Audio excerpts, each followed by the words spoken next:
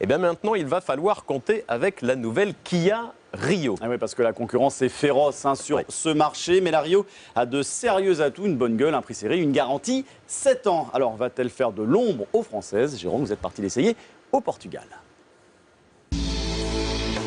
Cet homme est un génie. Il a réussi ce que tous les designers tentent de réaliser. Dessiner une voiture dont le style plaira immédiatement dans le monde entier. C'est ça la nouvelle Kia Rio. Un succès assuré grâce au talent d'un seul homme.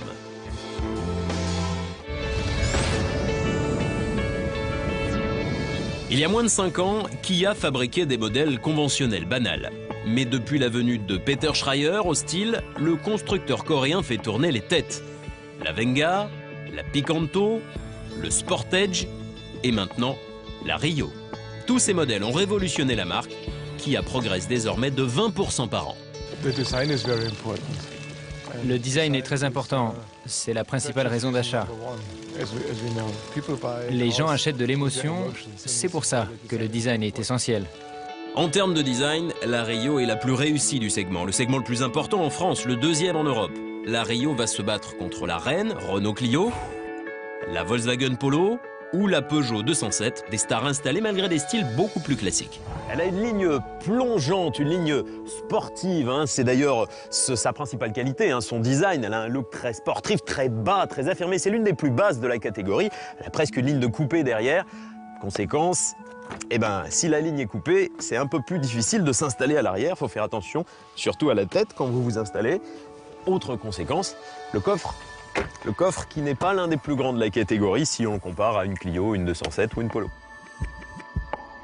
L'intérieur apparaît moins original mais plutôt bien fini et fonctionnel malgré quelques plastiques durs. On sent là encore l'influence germanique.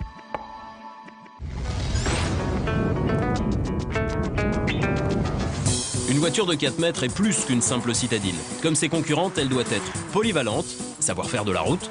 Mais là, attention, les Françaises sont les meilleures du monde. Alors le design de la Rio est très sportif, mais pas sa tenue de route. C'est plutôt une voiture confortable que dynamique. En ce sens, elle fait moins bien que les Françaises.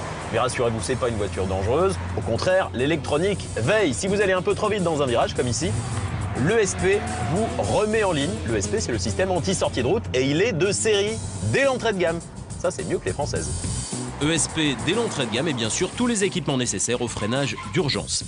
Alors, à quel tarif Kia est-il toujours le champion du rapport qualité-prix? Eh bien oui, sans hésiter. Notre modèle haut de gamme coûte 19 290 € en diesel 90 chevaux. C'est 300 à 1200 € moins cher que les stars du marché. Mais si on prend l'entrée de gamme, une Rio coûte 12 490 € avec 5 portes et l'ESP. Et là, tenez-vous bien, une Peugeot 207 revient 1200 € plus cher. Une Polo, 1500 € plus cher. Une Clio, 2000 € plus cher. La Kia est la bonne affaire du segment. Et quand on ajoute sa garantie de 7 ans, la Rio devient irrésistible.